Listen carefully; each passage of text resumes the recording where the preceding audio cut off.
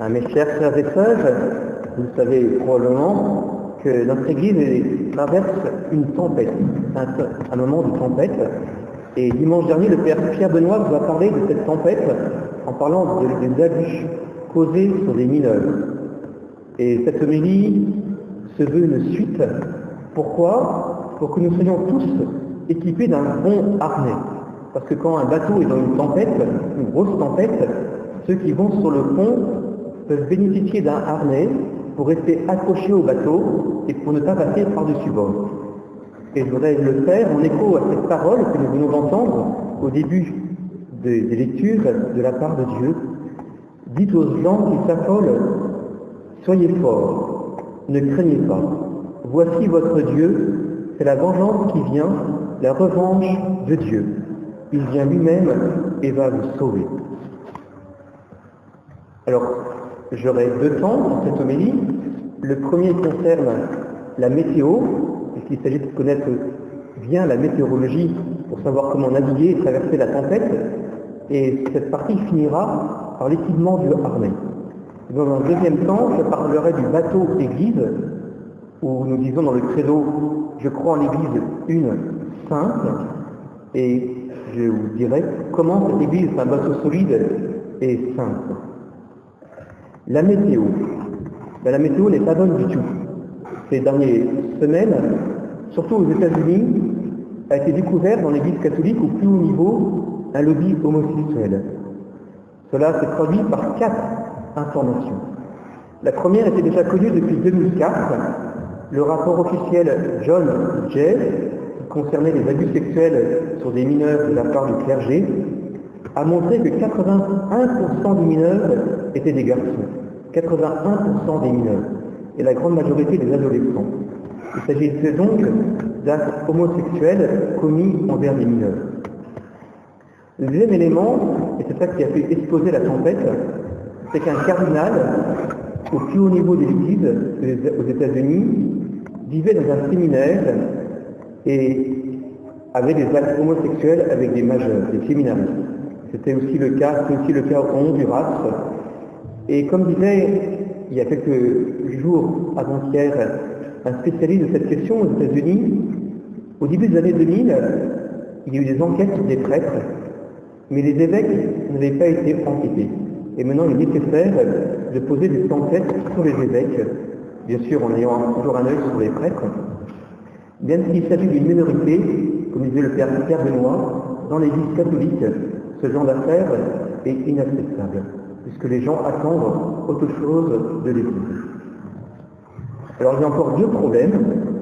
Le troisième problème, c'est qu'actuellement dans l'Église catholique, certains, sous couvert de bienveillance ou d'accueil des personnes ayant des tendances homosexuelles, certains promeuvent une culture gay.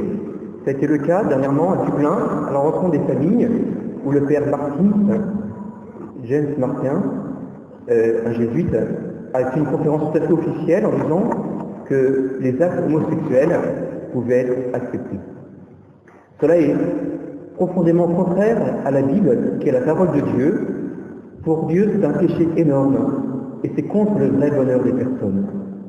Alors, je voudrais préciser ici, et je suis prêtre depuis 20 ans, qu'il m'est arrivé à plusieurs reprises d'accueillir des personnes ayant une tendance homosexuelle. Mais ces personnes n'acceptaient pas cette tendance. Elles vivaient chastement.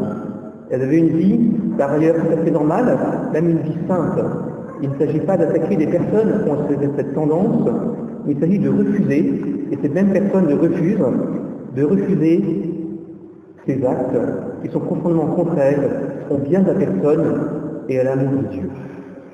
Sainte Catherine de Sienne, en parlant de cela, parce que c'est pas nouveau, disait que ça blesse profondément notre Seigneur.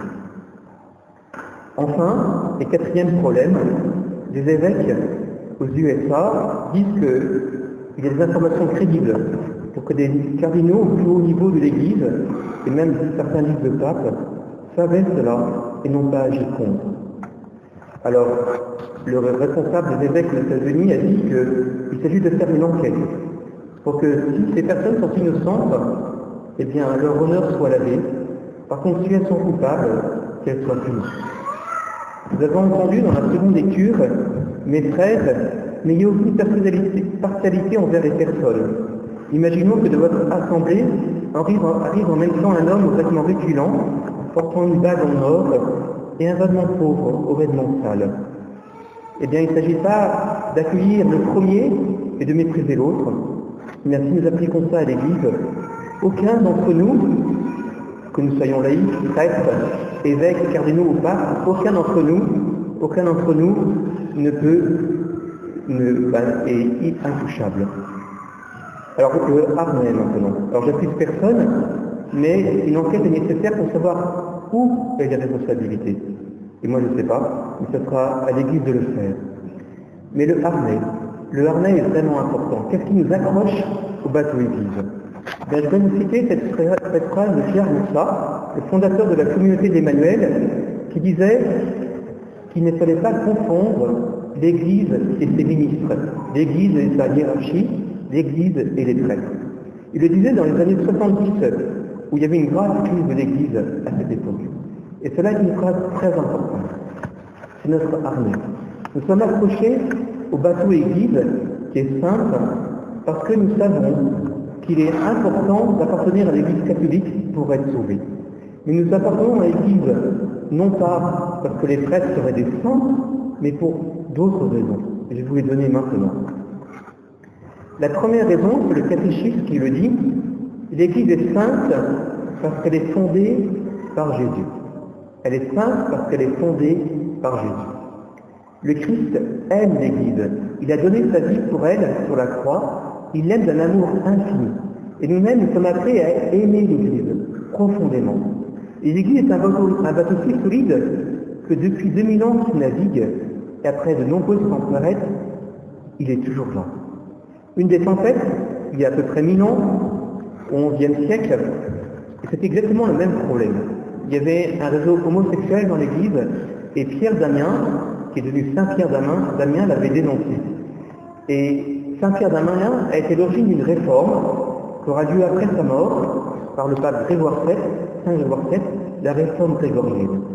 Et la réforme, c'est quoi? C'est pas d'abord des décisions, c'est ça bien sûr, mais c'est d'abord une réforme du cœur, un choix nouveau de la sainteté. L'Église est sainte parce qu'elle est fondée par Jésus, et c'est un bateau solide, puisqu'elle a les promesses de la vie éternelle. Les portes de la mort, dit Jésus à Saint-Pierre, ne peuvent la vaincre. Deuxième élément pour la sainteté d'Église, c'est qu'elle transmet depuis 2000 ans vraiment ce que Jésus nous a dit. Qu'est-ce qu'il faut croire, comment se comporter en chrétien. Et cette transmission est fiable. Et les membres de l'Église, de la hiérarchie, bénéficient d'un charisme, et spécialement le Saint-Père, le Pape, de l'intégrité pontificale. Cela ne dépend pas de leur sainteté. Cela dépend de l'Esprit Saint. Et nous avons le catéchisme de l'Église catholique, qui est vraiment un bel outil pour savoir quoi croire et comment vivre en chrétien. L'Église est sainte parce qu'elle est fondée par Jésus. Il lui donne les moyens de transmettre la révélation. Et ensuite, elle est sainte parce que les sacrements de l'Église ne dépendent pas de la sainteté du prêtre. Ça, c'est le Concile de Trente qui l'a répété. Les sacrements de l'Église, le mariage, le baptême, la confirmation, la confession, etc., sont des sacrements où Dieu opère la guérison. Comme dans cet évangile où Jésus a guéri un sourd-muet en faisant des gestes précis. Jésus aurait pu le guérir sans geste, mais Jésus a voulu utiliser des gestes pour opérer la guérison de l'âme et du corps. Et bien de même avec les sacrements, Jésus continue par des gestes du prêtre à guérir. Et aujourd'hui, Léa va être baptisée. Elle va devenir enfant de Dieu. Elle va recevoir la vie éternelle, elle va être lavée du péché originel, et ça, elle bénéficie d'un don immense de Dieu qui est donné à l'Église. Et ce don, eh bien aussi fait que l'Église est sainte.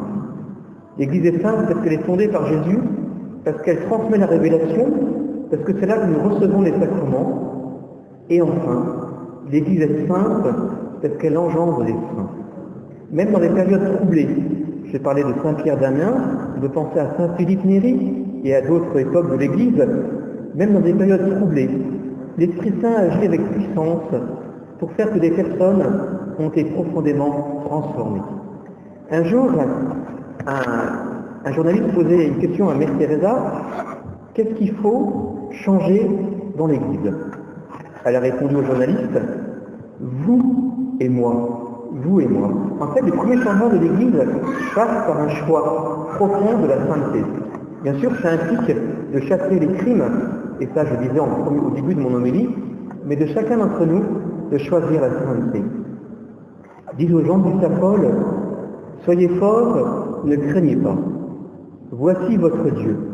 C'est la vengeance qui vient, la revanche de Dieu. Il vient lui-même et va vous sauver. Cette tempête peut être utilisée par Dieu pour le bien de son Église, pour notre bien. Cela peut être tout à fait un point de départ de renouveau profond. Pour être guéri, il faut trouver les symptômes de la maladie. Pour l'instant, les symptômes sont trouvés, la guérison viendra de Dieu. Et ainsi, nous pourrons entendre cette autre phrase du prophète Isaïe, « La terre brûlante se changera en lac, la région de la soif en eau jaillissante. » Eh bien, que la Sainte Vierge, qui nous aime et qui aime l'Église, nous aide. Confions-nous à sa prière. Amen.